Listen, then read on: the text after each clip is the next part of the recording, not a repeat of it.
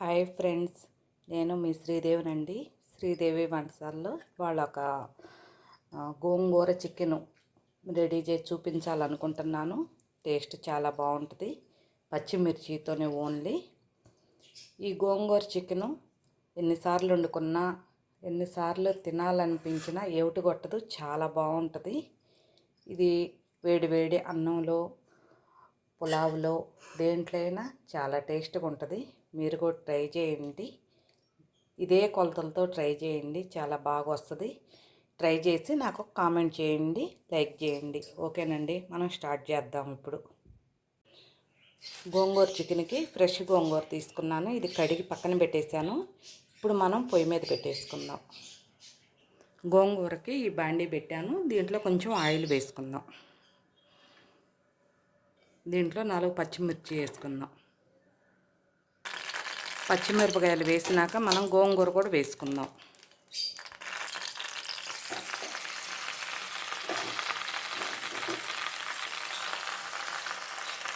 అడుగంటకుండా కలుపుకుందాం.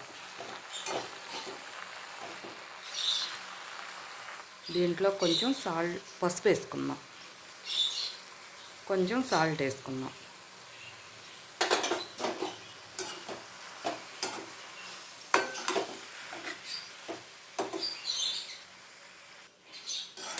చూడండి ఆయిల్లో ఎలా మెత్తగా వచ్చేసిందో. దీన్ని పక్కన పెట్టేసుకుందాం. చల్లారినాక మిక్సీకి వేసుకుందాం.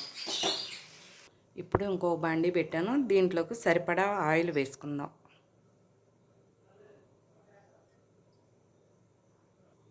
చెక్క లవంగాలు వేస్తున్నాను.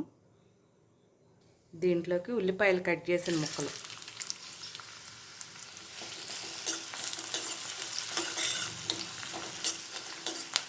దీన్ని కొంచెం వేగనిద్దాము.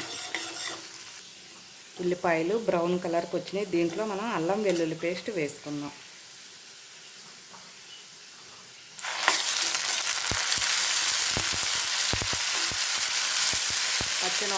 పచ్చివాసన పోయేదాకా వేగనిద్దాం. దీంట్లోకి టమోటా ముక్కలు వేస్తున్నాం.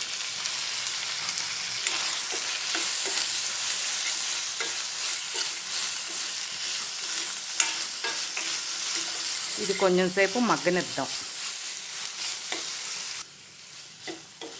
టమోటాలు బాగా వేగినాయి. దీంట్లోకి శుభ్రంగా కడిగి పెట్టుకున్న 1/2 కేజీ చికెన్ వేస్తున్నాను.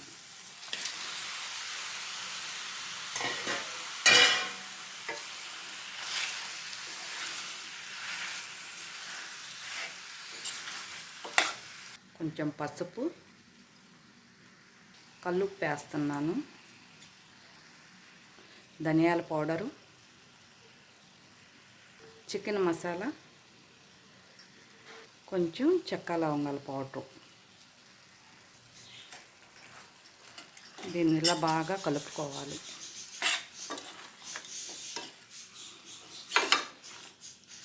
దీన్ని ఇలా కలుపుకున్నాక మీడియంలో ఒక 10 నిమిషాలు ఉడకనిద్దాం.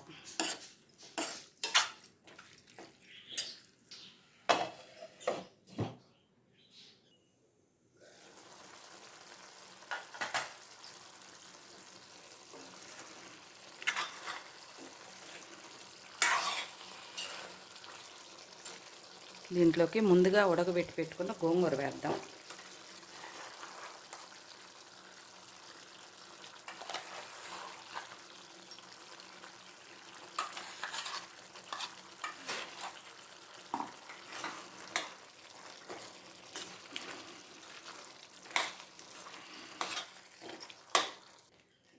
దీన్ని ఇంకా 10 నిమిషాలు మళ్ళీ ఉడకనిద్దాము.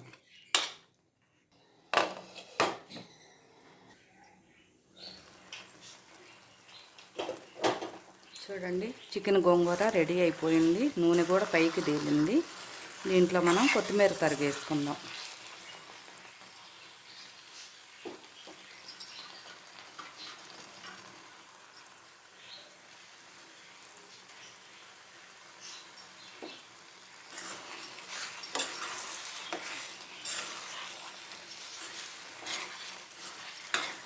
చికెన్ గోంగూర రెడీ అయిపోయిందండి.